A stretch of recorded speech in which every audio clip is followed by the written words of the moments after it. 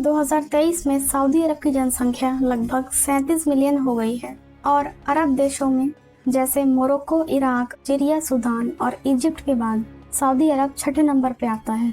यहाँ पर जनसंख्या तो कम है, लेकिन जनसंख्या की व्यवस्था बहुत अजीब है। यहाँ पर सबसे ज्यादा लोग शहरों में रहते हैं।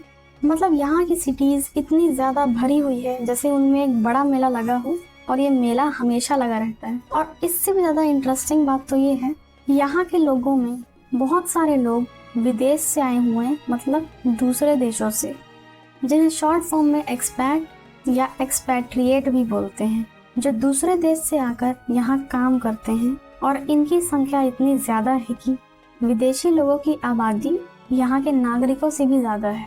अब आप सोच रहे होंगे ये कैसे हो सकता है, तो सुनिए। सऊदी अरब एक ऐसी जगह है जहाँ लोगों की आबादी तो कम है, लेकिन दूसरे देशों से आए हुए लोग इतने ज्यादा हैं कि यहाँ पर एक अलग ही दुनिया बना चुके हैं। अलग मिनी वर्ल्ड, छोटी सी दुनिया वहाँ बसा चुके हैं। यहाँ पर अलग अलग भाषाएं, धर्म और खाने पीने का आनंद लिया जा सकता है। यहाँ की एक और अनोखी बात है, सऊदी अरब में बहुत सारे लोग तो रहते हैं, लेकिन 80% लोग बस 2 ही लाइनों में बसते हैं। ये 2 लाइन्स, पहली लाइन तो वेस्ट कोस्ट के किनारे पर है, रेड सी के पास, और दूसरी लाइन देश के बीचों बीच, रेड सी से लेकर पर्शियन गल्फ तक। सोचिए जरा, पूरे देश में इतनी सारी जगहें हैं रहने के लिए, लेकिन लोगों को सिर्फ इन 2 लाइनों में ही रहना है। जैसे कि कोई फोटो एक फ्रेम में बंद रहती है, वैसे ही सऊदी अरब में लोग इन 2 लाइन्स में ही अपनी जिंदगी बिता रहे हैं। पर ये दोनों लाइनें भी बहुत अजीब चीज है। आखिर सारे लोग यही क्यों रहना चाहते हैं? इन दोनों लाइन्स में तो लोगों की भीड़ है, लेकिन इन लाइन्स के बाहर पूरा पूरा देश खाली है। यहाँ तक कि इन दोनों लाइन्स के बाहर ऐसी जगह है जो दुनिया भर में सबसे कम आबादी वाली जगहों में से एक है। अब सोचिए कैसा लगता होगा अगर आप एक बड़े से ग्राउंड के बीचों बीच खड़े हुए हैं और वहाँ कोई भी नहीं है आपके सिवाय। बिल्कुल वैसा ही हाल है सऊदी अरबिया के बाहर वाले भाग का।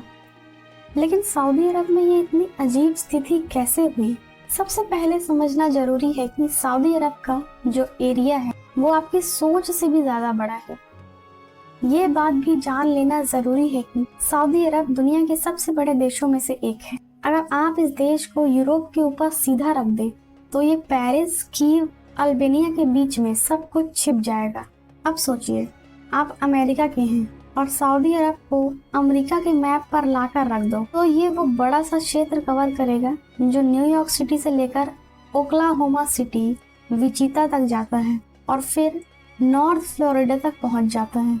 मतलब ये बहुत बड़ा है। ये देश इतना बड़ा है कि आपको समझने में मुश्किल होती है कि इतनी ज्यादा जगह तो है, लेकिन इतने कम लोग क्यों रहते हैं यहाँ। 37 मिलियन लोग रहने के बावजूद ये पूरा देश पूरी तरह से लगभग खाली ही है। यहाँ पर लोगों की आबादी बस हाल ही में बढ़ी है। आज से थोड़े समय पहले 20वीं शताब्दी के आसपास यहाँ की जनसंख्या उतनी थी जितनी कि आज के खिलौना दुकानों में देखने को मिलती है, यानी कि ना के बराबर, बहुत ही कम। ये दुनिया भर में उन जगहों में से एक है जहाँ इंसानों के लिए रहना इतना आसान नहीं है। सऊदी अरबिया अरेबियन पेनिनसुला के ज्यादातर जगह को कवर करता है और इस पेनिनसुला के अंदर ज्यादातर हिस्सा रेगिस्तान से भरा हुआ है। और यहाँ पर इतनी ज्यादा जनसंख्या इसीलिए है क्योंकि सऊदी अरब मॉडर्न तकनीक और टेक्नोलॉजी की मदद से इसने अपने आप को बहुत ज्यादा विकसित कर लिया है और बाकी सभी जगहों पे रेगिस्तान और रेगिस्तानी है। जैसे कि सबसे बड़ा रेगिस्तान यहाँ पर नॉर्थ की तरफ है, जिसे अनाफूद डेजर्ट कहते हैं, जो जॉर्डन और इराक के साथ एक बॉर्डर बनाता है। ये जो अनाफूद डेजर्ट है ये रब अल खली डेजर्ट से भी जुड़ा हुआ है, जिसे हम इंग्लिश में अक्सर एम्प्टी क्वार्टर कहते हैं। एम्प्टी क्वार्टर नाम सुनकर आपको ज्यादा सोचने की जरूरत नहीं है, बस गूगल मैप्स खोल लो या गूगल अर्थ तो आपको साफ साफ दिख जाएगा कि ये अरेबियन पेनिनसुला के बीच में है और वहाँ पर कुछ भी नजर नहीं आता। मतलब वहाँ कोई सड़क नहीं है, कोई शहर नहीं है, कोई बिल्डिंग विल्डिंग कुछ नहीं है, सब कुछ पूरा खाली खाली दिखाई देगा और यही है एम्प्टी क्वार्टर। ये जो एम्प्टी क्वार्टर है ये फ्रांस से भी ज्यादा बड़ा है और यहाँ पर इतने बड़े बड़े ड्यून्स हैं जिनकी ऊंचाई 330 मीटर तक हो सकती है। रेगिस्तान में रेत से बने हुए ऊंचे ऊंचे पहाड़, उन्हें बोलते हैं ड्यून्स। गर्मी के मौसम में यहाँ का जो तापमान है, टेम्परेचर है, वो दोपहर में 55 डिग्री सेल्सियस तक पहुंच जाता है और शाम होते होते रात तक 44 डिग्री सेल्सियस रहता है। और सर्दी के मौसम में ये एम्प्टी क्वार्टर के अंदर तापमान इतना गिर जाता है कि ये नेगेटिव मतलब -7 डिग्री सेल्सियस तक पहुंच जाता है। और आज के 21वीं सदी में ये जो एम्प्टी क्वार्टर है ये सऊदी अरब को यूनाइटेड अरब अमीरात, यूएई, ओमान और यमन से अलग करता है। लेकिन एम्प्टी क्वार्टर की वजह से भौगोलिक रूप से उनके बीच में संपर्क और व्यापार करने में बड़ी मुश्किल होती है और उस एम्प्टी क्वार्टर को पार करना उतना ही मुश्किल है जैसे साउथ पोल पर अंटार्कटिका को पार करना मुश्किल है। पर क्या इसे कभी किसी ने पार करने की कोशिश की होगी? 1931 में ही पहली बार किसी ने एम्प्टी क्वार्टर को पार करने का काम शुरू किया था। इससे साफ पता चलता है कि ये जगह इतनी लंबी है और इतनी अद्भुत है। एक और बात, इस एम्प्टी क्वार्टर पर सबसे पहला रोड 2018 में बनकर पूरा हुआ। ओमान और सऊदी अरब के बीच में लगभग 660 किलोमीटर लंबी सीमा है। इस रोड ने इतिहास में पहली बार ओमान को सीधे सऊदी अरब से जोड़ा। उससे पहले सऊदी अरब से ओमान जाने का बस एक ही तरीका था, ऊंट पर या 18 घंटे तक गाड़ी में यूनाइटेड अरब अमीरात के रास्ते से या फिर किसी बोट या हवाई जहाज पर। लेकिन आज भी ये रोड तैयार होने के बाद भी बहुत ही कम लोग इस रोड का इस्तेमाल करते हैं ओमान जाने के लिए, क्योंकि एम्प्टी क्वार्टर को ज्यादातर लोग जानते ही नहीं है, उसकी कोई जानकारी ही नहीं है और ना ही यहाँ पर कोई परमानेंट निवासी है, कोई शहर नहीं है और आज भी कहीं ना कहीं ये जगह एक रहस्य है। सऊदी अरब दुनिया में वो सबसे बड़ा देश है जहाँ पर कोई भी परमानेंट रिवर नहीं मिलेगी। साथ ही सऊदी अरब में बारिश भी बहुत कम होती है। यहाँ पर माउंटेन्स और हिल्स के बीच में एक कोस्टल प्लेन है, खाड़ी है और ये खाड़ी सारे रास्ते गुल्फ ऑफ अकाबा से लेकर उत्तर में यमन और दक्षिण में अरेबियन सी तक है। और इस कोस्टल प्लेन के ईस्ट की तरफ जो पहाड़ हैं वो धीरे धीरे बढ़ते हैं और जब आप साउथ तक पहुँचेंगे तो ये पहाड़ 2000 मीटर तक ऊंचे पहुंच जाते हैं। और इन पहाड़ों के कारण अरेबियन पेनिनसुला का जो क्लाइमेट है, वातावरण है, वो एकदम ही अलग हो जाता है। ये पहाड़ इस मॉइस्चर को, इस नमी को कैद कर लेते हैं और इसी कारण अरेबियन पेनिनसुला के दक्षिण पश्चिम में यमन और सऊदी अरेबिया के बीच में इस क्षेत्र में भरपूर वर्षा होती है और यहाँ पर तापमान बाकी जगहों से ठंडा रहता है। इसका मतलब कि यहाँ का जो टेम्परेचर है, जैसे कि अक्सर पेनिनसुला के बाकी हिस्सों में गर्मी महसूस होती है, पर यहाँ पर थोड़ा ठंडा और अच्छा महसूस होता है। यहाँ के लोगों के लिए ये एक अनमोल तोहफा है क्योंकि यहाँ के मौसम में उनको गर्मी का ज्यादा एहसास नहीं होता। जद्दा और मक्का एक दूसरे के काफी करीब हैं। ये दोनों शहर Mediterranean Sea, Gulf of Aden और पर्शियन गल्फ से लगभग बराबर दूरी पर हैं। जद्दा एक महत्वपूर्ण शहर है जो समुद्री स्तर पर फ्लैट भूमि पर स्थित है, इस कारण ये काफी गर्म रहता है।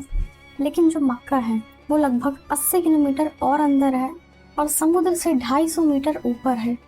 और इस शहर के आसपास तो कुछ ऐसे पहाड़ भी हैं जो 1800 मीटर से भी ऊंचे हैं और ये ऊंचाई अमेरिका के अपलैंचियन से भी ऊंची है। और यहाँ पर तापमान अक्सर कम होता है, ठंडा रहता है। और यहीं पर पास में एक रिजॉर्ट सिटी है जिसे टाई कहते हैं, वो 1879 मीटर की ऊंचाई पर है और यहाँ पर मौसम गर्मियों में अक्सर कम रहता है, लगभग 27 डिग्री सेल्सियस, जबकि मक्का उससे थोड़ा नीचे है 1800 मीटर तक और जेद्दा उससे भी कम है और वहाँ पर 32 डिग्री सेल्सियस के आसपास तापमान रहता है। और यही पहाड़ों में एक रास्ता है जो सीधा मदीना तक जाता है। और ये जो तीनों शहर हैं ये इजिप्ट से काफी करीब हैं और इसी कारण स्टीम शिप्स की खोज हुई। ये ऐसे शिप्स हैं जो अपने आप को पावर नहीं दे सकती, तो बेसिकली 19वीं सदी के आखिरी दशक में स्टीम शिप्स की खोज हुई और स्विस कैनल का विकास भी हुआ और इजिप्ट, ईस्ट अफ्रीका, रेड सी, पर्शिया और इंडिया के बीच की सारी व्यापारिक गतिविधियां इसी रूट के जरिए होती थी। और इन तीनों शहर जद्दा, मक्का और मदीना, ये तीनों शहर के बीच में ये सब कुछ स्थित है। ये तीनों ही शहर आर्थिक दृष्टि से बहुत महत्वपूर्ण हैं। और इसके अलावा Tropic of Cancer Arabian Peninsula के बीच और पर्शियन गल्फ के करीब से गुजरता है। ये बहुत, अगर आप ट्रॉपिक ऑफ कैंसर के जितने पास जाएंगे उतना ही ज्यादा सब ट्रॉपिकल रिज इफेक्ट मजबूत होता जाएगा। और वो हाई प्रेशर बेल्ट की ऐसी जगह है जहाँ पर हवाएं अक्सर शांत रहती हैं ये जो सब ट्रॉपिकल रिज इफेक्ट है, ये हवा में मॉइस्चर को बारिश में परिवर्तित होने से रोक देती है। इसका मतलब यहाँ बारिश नहीं होती, बहुत ही ज्यादा गर्मी और उमस का माहौल रहता है।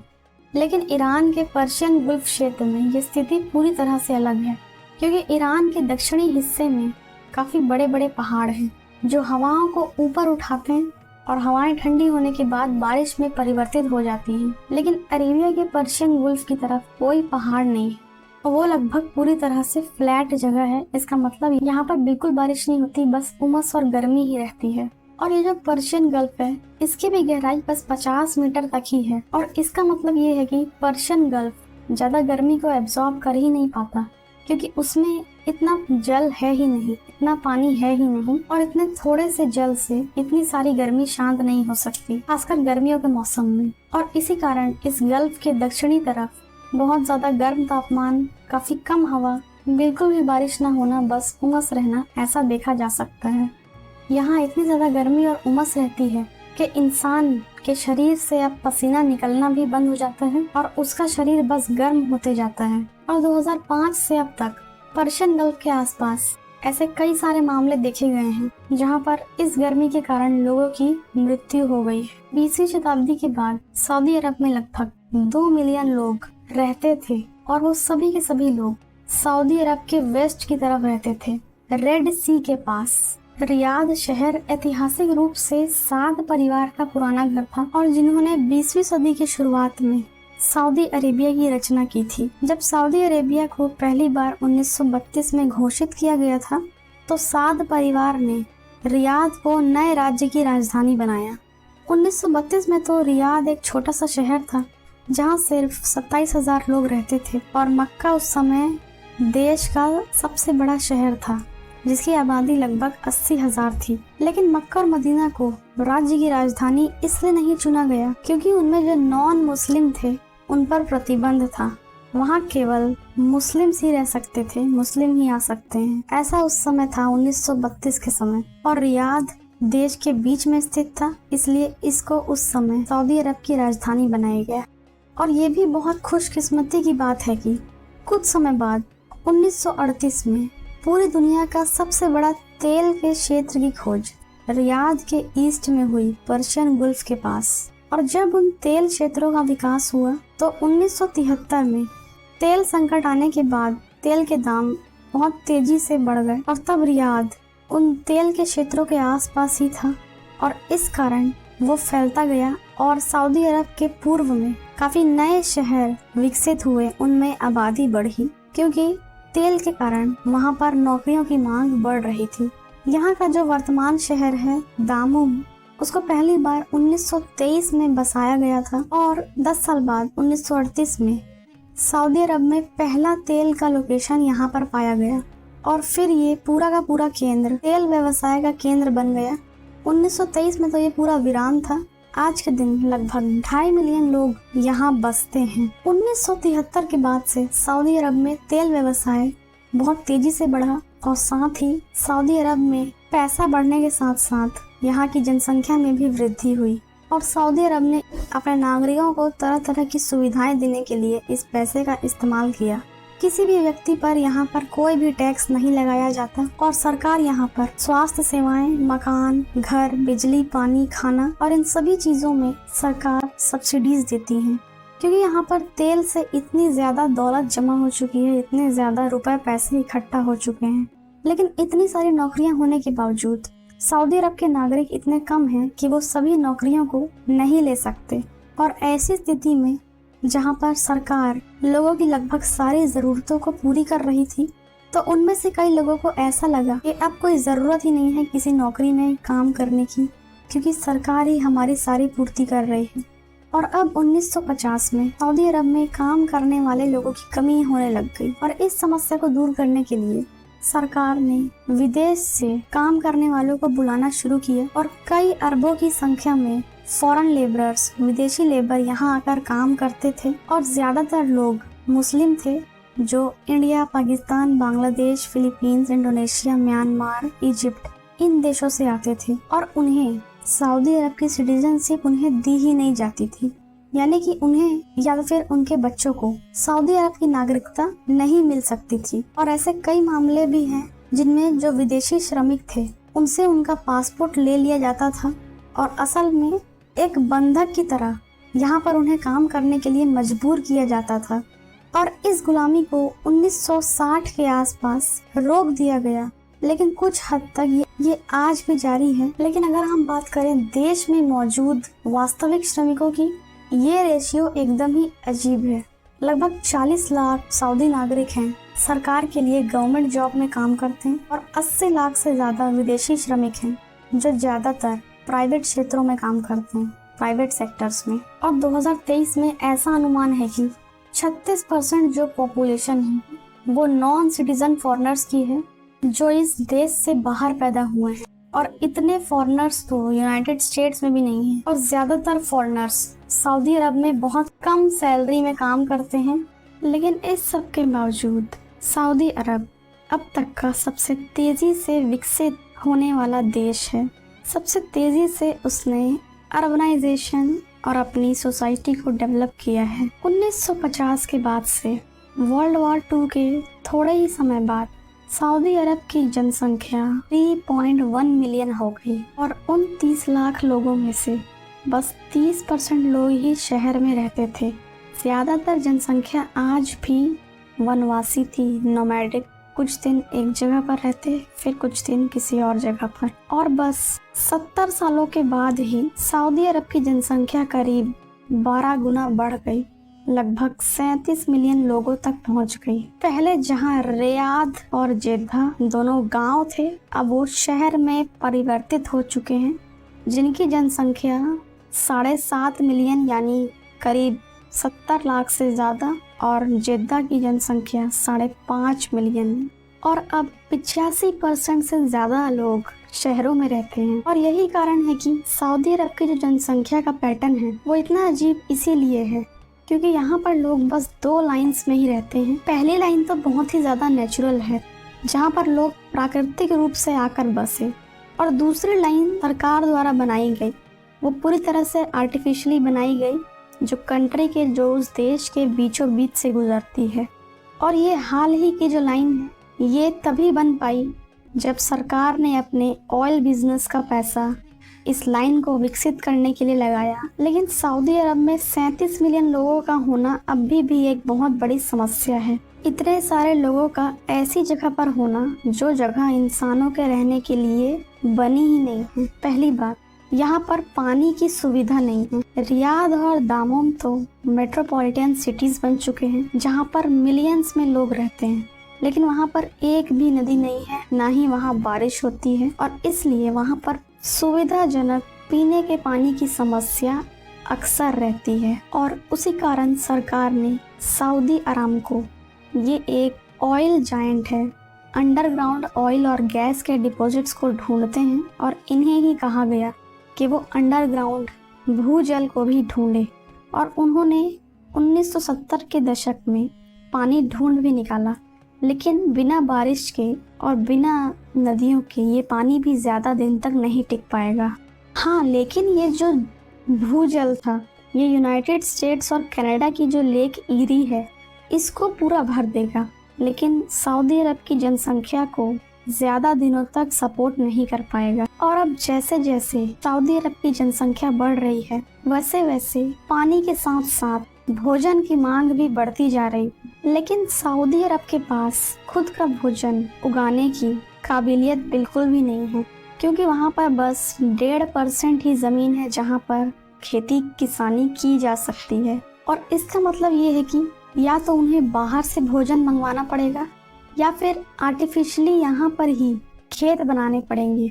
सऊदी अरब की सरकार बाहर से खाना मंगवाने में ज़्यादा डिपेंड नहीं रहना चाहती थी, इसलिए उन्होंने दूसरा ऑप्शन चुना। सऊदी अरब की जो तेल से आय होती है उससे सरकार ने किसानों के लिए जल का दाम बहुत ज़्यादा कम कर दिया, सब्सिडीज देनी शुरू कर दी ताकि वहाँ के लोग किसानी करना शुरू कर दें। लेकिन पानी के सस्ते होते ही वहाँ के लोग उस जल को किसी दूसरी सस्ती चीज के समान ही इस्तेमाल करने लग गए, उसे बेवजह खर्च करने लग गए। लेकिन ये जो जल लोगों को आसानी से मिल रहा था, ये वही जल था जो सरकारी एक्वीफायर से आ रहा था और ऐसा अंदाजा लगाया जा रहा था कि 2010 तक तो ये सरकारी जल एक्वीफायर्स जो हैं ये भी बंद हो जाएंगे और 2023 तक कहीं पूरी तरह से सूख ना जाएं। और इसी बात को ध्यान में रखकर सरकार ने उन फसलों के उत्पादन पर रोक लगा दी जिन फसलों को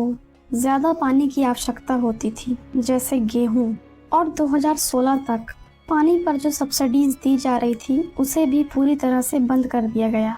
और इसकी जगह पर अब सरकार ने फैसला लिया कि तेल से जो उत्पन्न राजकीय आय है उसके जरिए वो विदेशों में ज़मीन खरीदेंगे और वहाँ पर खेती किसानी करेंगे और वहाँ से जो फसल उत्पन्न होगी उसे वापस अपने देश में लाएंगे, क्योंकि वहाँ पर वैसे भी कोई नदी नहीं है, ना ही बारिश होती है।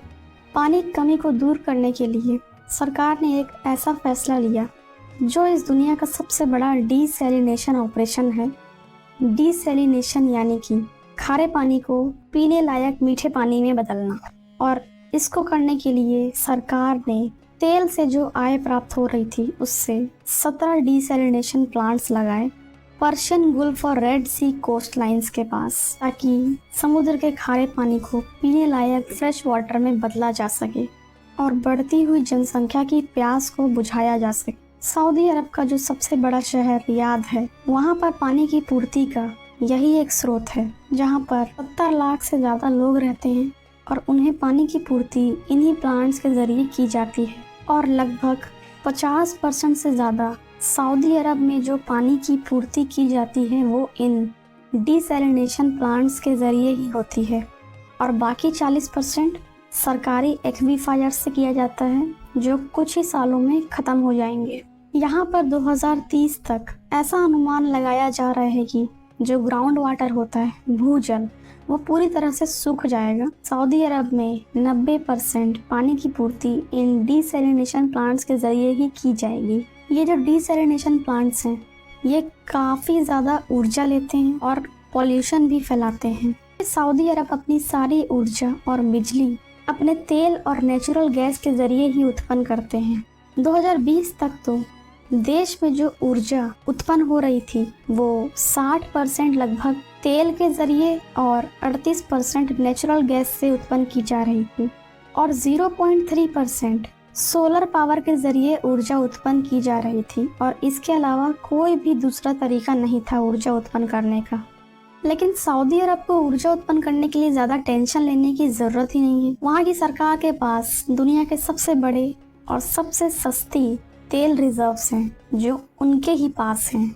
लेकिन जैसे जैसे पॉपुलेशन बढ़ रहा है, बिजली और ऊर्जा की मांग भी बढ़ती जा रही है, लेकिन सरकार अपनी जनसंख्या को पानी, बिजली और पेट्रोल काफ़ी सस्ते दामों में प्रदान करवाती है। 2012 से पहले तो पेट्रोल पानी से भी ज़्यादा सस्ता था। ये लगभग 1 गैलन 50 सेंट्स में मिल जाता था और इसका एवरेज दाम करीब $2.5 रहता था प्रति गैलन, जबकि यूनाइटेड स्टेट्स में करीब $4 प्रति गैलन और यूनाइटेड किंगडम में करीब $8 प्रति गैलन कीमत थी पेट्रोल की।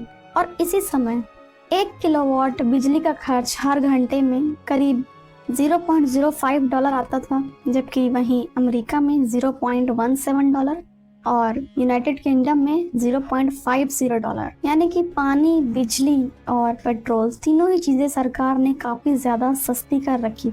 यहाँ पर सऊदी अरब के जो डीसैलिनेशन प्लांट्स हैं वो देश के 20% बिजली ही इस्तेमाल करते हैं और 70% बिजली तो देश के एयर कंडीशनर्स इस्तेमाल करते हैं। सऊदी अरब वर्तमान में दुनिया का चौथा सबसे बड़ा तेल उपभोक्ता है और वो जर्मनी और फ्रांस से भी ज़्यादा तेल का इस्तेमाल करते हैं।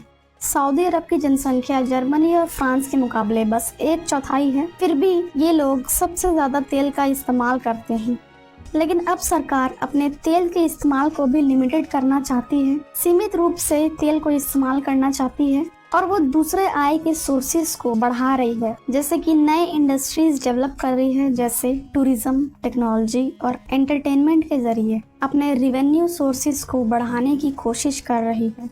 नए नए सोलर और विंड प्रोग्राम्स भी चलाए जा रहे हैं ताकि तेल और नेचुरल गैस की खपत कम हो सके और ज़्यादा से ज़्यादा तेल वो बाहर बेच सके ताकि उन्हें अच्छा खासा मुनाफा हो। सऊदी अरब अपने रिन्यूएबल रिसोर्सेज और पावर जनरेशन की तकनीकों को 2030 तक 7% तक बढ़ाना चाहती है। तो दोस्तों, इस वीडियो के माध्यम से हमने देखा कि सऊदी अरब किस तरह से एक अद्वितीय और रोचक संसार बन चुका है, जहां मनुष्य की बुद्धि और तकनीक ने असंभव को संभव बना दिया है। लेकिन इसके साथ ही ये भी दिखता है कि आज के समय में विकास की दिशा में हमें कई सारी कठिनाइयों का सामना करना पड़ सकता है। सऊदी अरब अपने भविष्य की ओर बढ़ रहा है और अब हमें देखना होगा कि वो अपने पर्यावरण, समृद्धि और सुरक्षा को कैसे संतुलित, कैसे बैलेंस करते हैं। और इसी तरह से हमें भी अपने रिसोर्सेज, संसाधनों का सही उपयोग करके समृद्ध भविष्य की दिशा में कदम बढ़ाने की आवश्यकता है। उम्मीद करते हैं वीडियो अच्छा लगा होगा। मिलते हैं ऐसी ही नई वीडियो के साथ। नमस्कार।